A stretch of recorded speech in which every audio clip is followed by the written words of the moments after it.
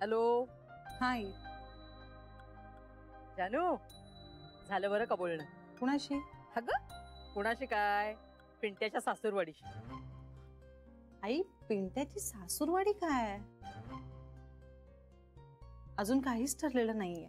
अगं ठरलं नाही म्हणजे काय, ठरेल ना, ते होईलच. अगं पण मग आतापासून सासूरवाडी वगैरे कशाला म्हणायचं? अगं त्याला काय झालं, आज ना उद्या होईलच ते. आई, होईल तेव्हा म्हण ना. तू पण ना जानू, तू पण अगदी त्या दोघांसारखीच वागायला लागलीस. मला बोलण्याची ना नुसती संधीच बघत असता तू. म्हटलं एवढी चांगली बातमी आहे सांगण्यासाठी म्हणून मी तोंड गोड करावं म्हणून फोन केला, तर तू आपल्या शब्दांचाच किस पाडत राहिलीस. आई, नुसता कार्यक्रम ठरलाय, मग तोंड कशाला गोड करायचं? ठरलंय म्हणजे काय, ते जमणारच आहे जानू. कशावरून? कशावरून म्हणजे काय, पंतांनीच सांगितलंय. अगं ते काय देव आहेत का आई? हे बघ, पंत पत्रिका पाहतात, त्यांना कळतं त्यातलं. आई पण हे बघ, आता पण नाही आणि बेंड नाही.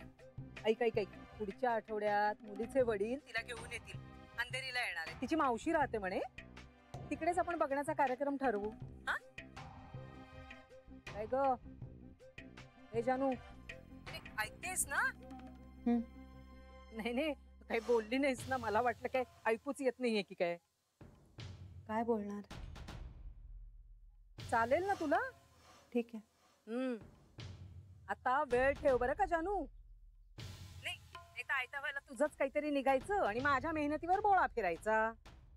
असं कशाला करेन मी आई?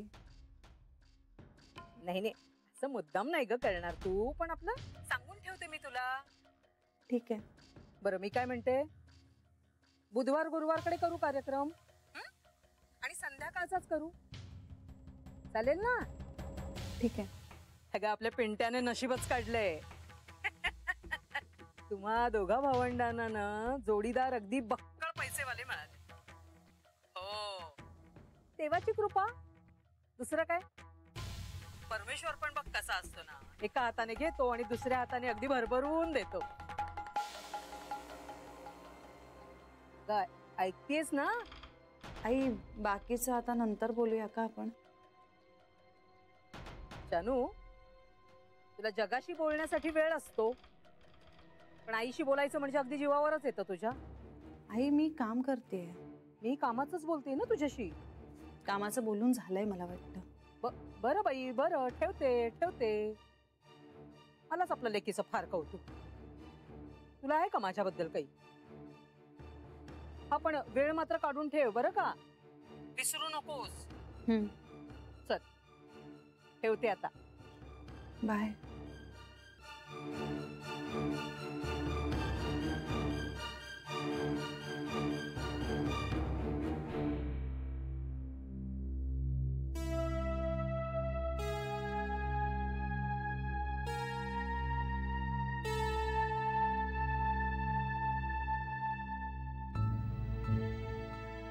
पिंट्याचं लग्न?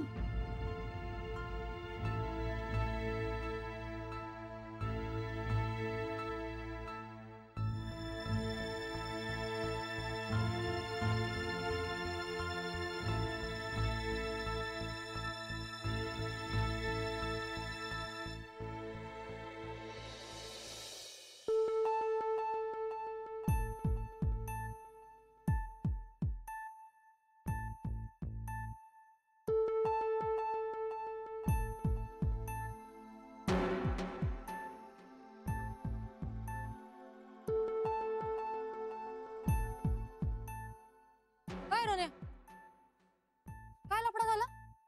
समजा ऑफिस शोधत होतास म्हणे, मी पॅकिंग सोडून आले ना तुझ्यासाठी. सुनीता साहेबांनी मला 33,000 दिले होते, मी ड्रॉअर मध्ये ठेवले होते,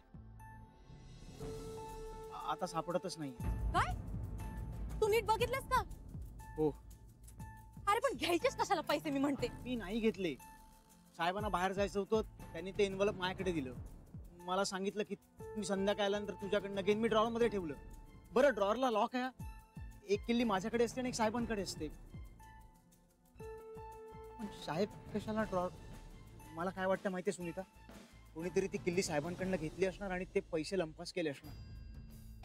आता संध्याकाळी साहेब आल्यानंतर पैसे मागणार, तरी यार मी तुला सांगते, असे पैसे बिसे नाही ठेवायचे कोणाचे. झाला ना लफडा, आता लागली ना वाट. अगं हो, पण साहेब म्हणाले ठेव, मी साहेबांना नाही कसं म्हणू. ते पण राईट आहे. मग आता 33,000 ना. मी एक काम करते, माझ्या पप्पांना फोन करून सांगते माझ्या बँकेतून पैसे काढून आणायला.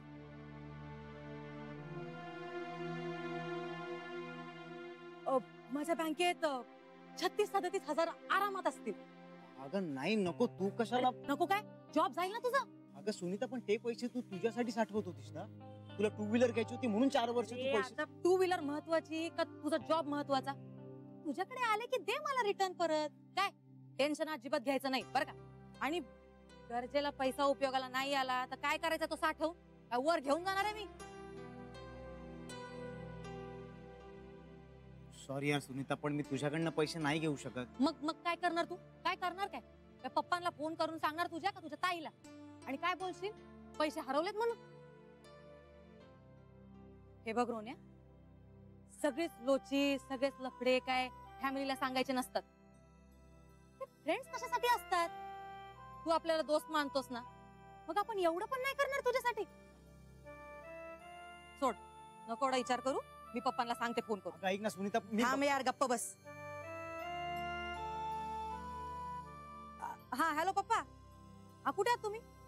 हा जरा रिक्षा साईडला लावता का? काय कस्टमर आहेत? आव साईडला लावा ना, अर्जंट आहे, इमर्जन्सी आहे पप्पा.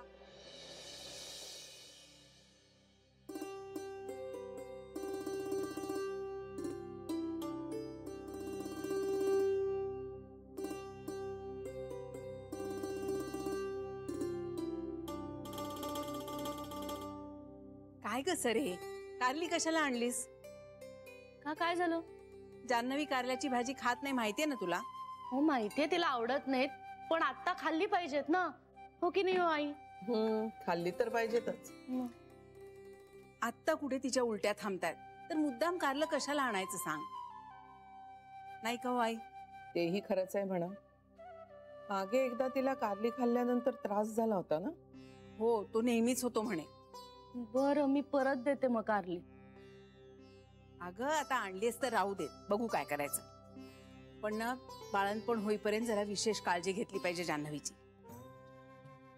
अवघड असतं ग सगळं, हो की नाही हो आई?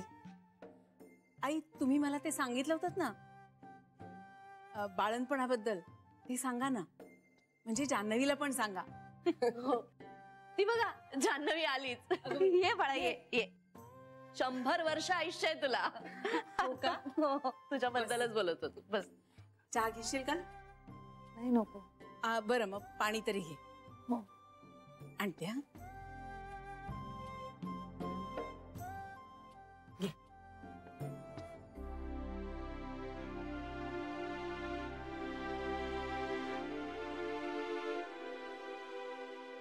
आई सांगा ना, मला ते बाळणपणाचं सांगितलं होतं ते.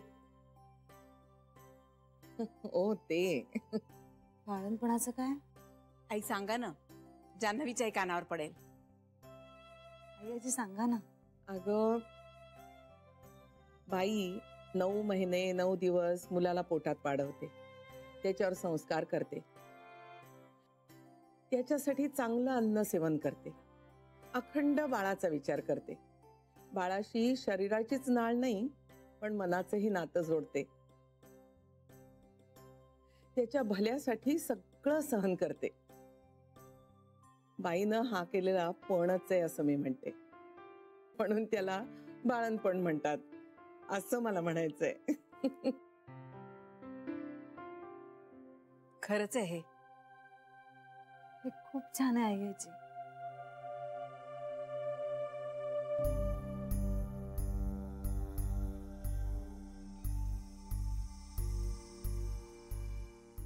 काय ग, काही होतंय का तुला? हा जरा अस्वस्थ वाटतंय. पण नेमकं काय होतंय सांग ना. पोटात दुखतंय का?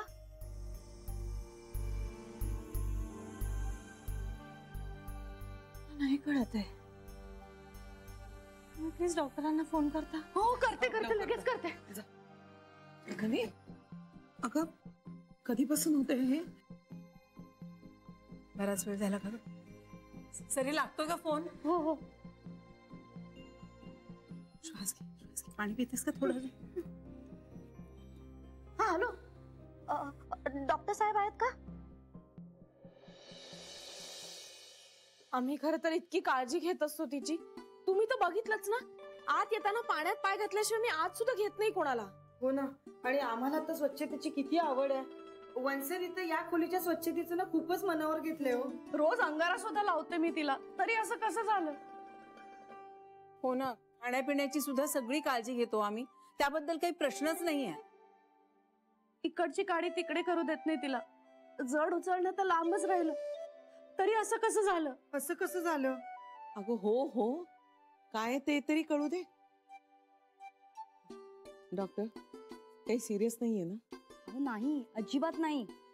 घाबरण्यासारखं काहीही नाहीये. पण प्रिकॉशन म्हणून यांनी काही दिवस आराम केला ना तर बरं होईल. आराम म्हणजे अगदी बेड रेस्ट का? म्हणजे गाडीचा प्रवास नको ना? पावसाळा आहे, शिवाय खड्डे किती असतात रस्त्यावर.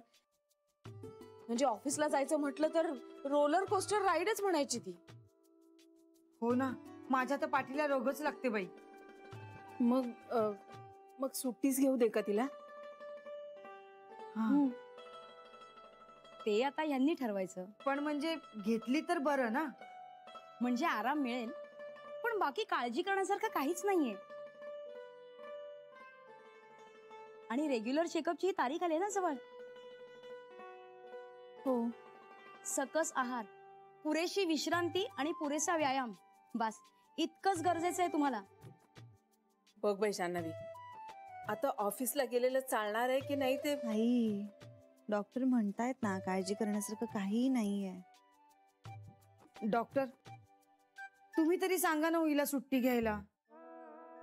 पण गरज आहे का तशी सुट्टी घ्यायची?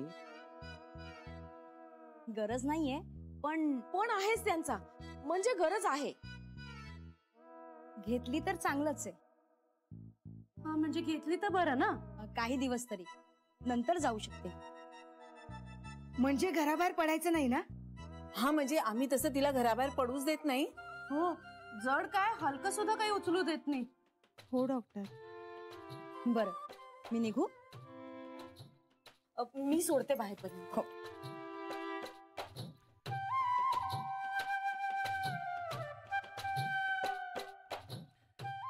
आता काही त्रास होत नाही ना? तू आता ना सुट्टी टाक बाई महिनाभरासाठी. बापरे, महिनाभर रजा टाकणं नाही जमणार. मग सोडून दे नोकरी. हो ना, लेकरापेक्षा नोकरी महत्वाची नाहीये.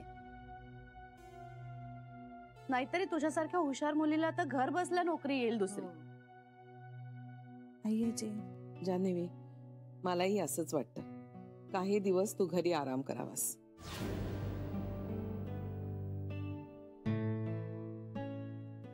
आईजी पण एक तर आमच्या डोळ्यासमोर राहशील आणि डॉक्टरांनी सांगितलंय ना प्रवास नाही करायचा. त्यामुळे फायदाच होईल, नुकसान तर होणार नाही. आईजी, जानवी, आम्ही तुझं काहीच ऐकणार नाही. नाहीतर मग श्रीला फोन करून सांगू. ना मग हातातली सगळी कामं टाकेल आणि धावत परत येईल तो. नाही नको, त्याला नका सांगू. अहो त्याला टेन्शन येईल. हो ना, बिचारा 7 समुद्रापलीकडे, तिथून काय करणार तो? उगाच बिचारा काम बिम सोडून यायचा. मग घेतेस ना तू सुट्टी? फार नाही, आठवडाभराची घे.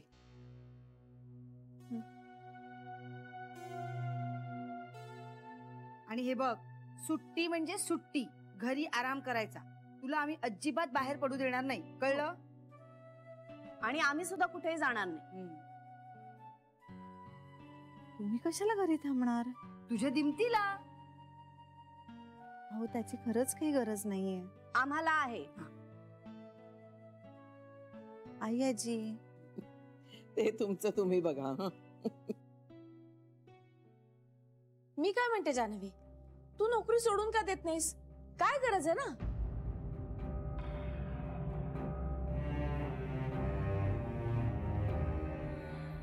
बेबी काहीतरीच काय.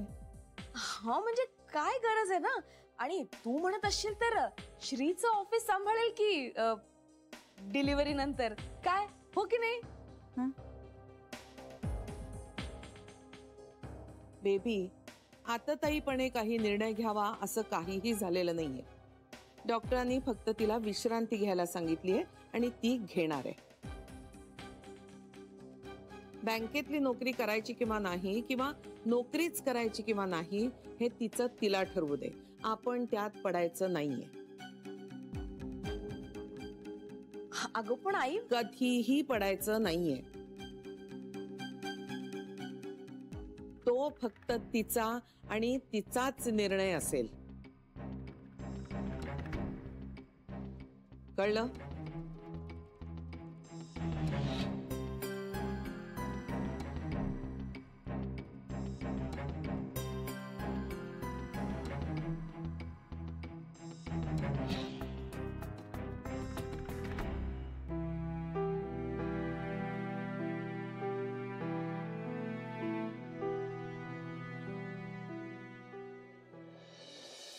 मला तसे फारसे मित्र कधीच नव्हते बाबा. एकमेव मैत्रीण म्हणजे ताई. पण बाबा आज सुनीताना खूप घट्ट मैत्रीण झाली आहे माझी. म्हणजे बाबा बघा ना, माझ्यासाठी म्हणजे मला वाचवण्यासाठी 4 वर्ष ती स्वतःसाठी जे पैसे जमवत होती ते एका सेकंदाचाही विचार न करता तिनं मला काढून दिले. आणि बाबा मी हे सगळे पैसे कधी परत देणार आहे? मुळात मला ते देणं जमणार आहे का असं काहीच नाही विचारलं तिने. बाबा आतापर्यंत हे सगळं असं सगळं माझ्यासाठी फक्त ताईच करायची. ताईसारखीच खूप केअरिंग आहे ती बाबा.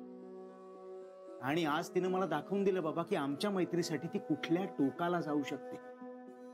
बाबा आत्ताच्या काळात असं कोणी करतं का कोणासाठी? खरंय रे बाबा. नशीब लागतं अशी मित्रमंडळी मिळण्यासाठी. खूप खूप चांगल्या मनाची दिसते मुलगी. खूप चांगली आहे बाबा. शिक्षण नाही झालंय फारसं, 10वीच नापास आहे, पण तेव्हापासून काम करते. बाबा खरं तर माझ्यापेक्षा 3 वर्षांनी लहान आहे, पण खूप समजूतदार आहे. आणि त्या पैशाचं काय झालं? हे पैसे साहेबांनीच घेतले बाबा. म्हणजे त्यांना कोणाला तरी द्यायचे होते. मी कॉलवर गेलो होतो नेमकं, तेव्हा पिऊनला सांगून लॉकर मधनं काढून घेतले. शाबास बाबा. ऍक्च्युली घाईघाईत सांगायचं राहून गेलं त्यांच्याकडनं, पण आता मला खूप बरं वाटतंय. धन्य आहेत रे बाबा. बरं पण तू तिचे पैसे परत केलेस? हो बाबा लगेच. हे बरं केलंस. पण तिचे पैसे परत केलेस तरी तिची मैत्री जपो आयुष्यभर. फार दुर्मिळ आहेत अशी माणसं हल्लीच्या जगात. पैसा कमावता येतो पिंट्या, पण अशी माणसं नाही परत परत कमावता येत. खरंय बाबा तुमचं. बाबा सुनीतानं मला दाखवून दिलं की या जगात अजूनही अशी निस्वार्थी माणसं आहेत, जीवाला जीव देणार.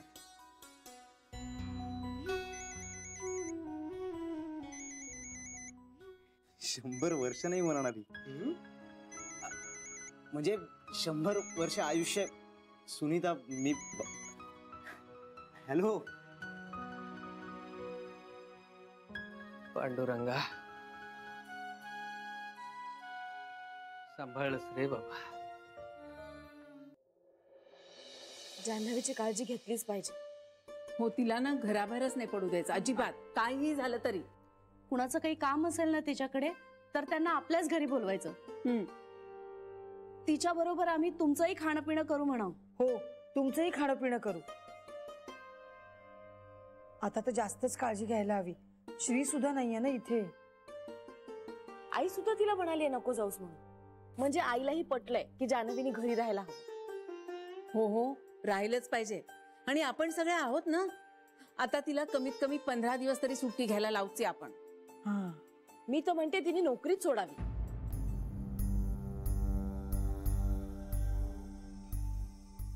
हो म्हणजे काय गरज आहे ना आता नोकरी करायची. अगं पण आई म्हणाल्यात ना आता. तेच तर ना, आता आईच माझ्या बाजूने नाहीये तर मी तरी काय बोलणार.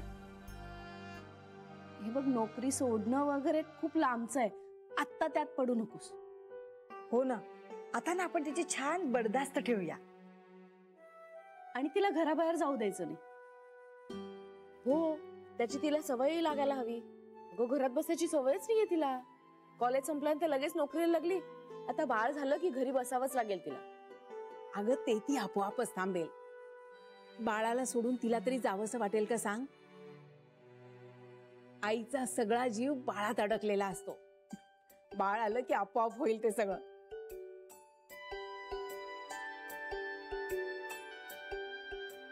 आणि काय सांगावं, कदाचित ती आपणून म्हणेल मला नोकरी करायची नाही असं.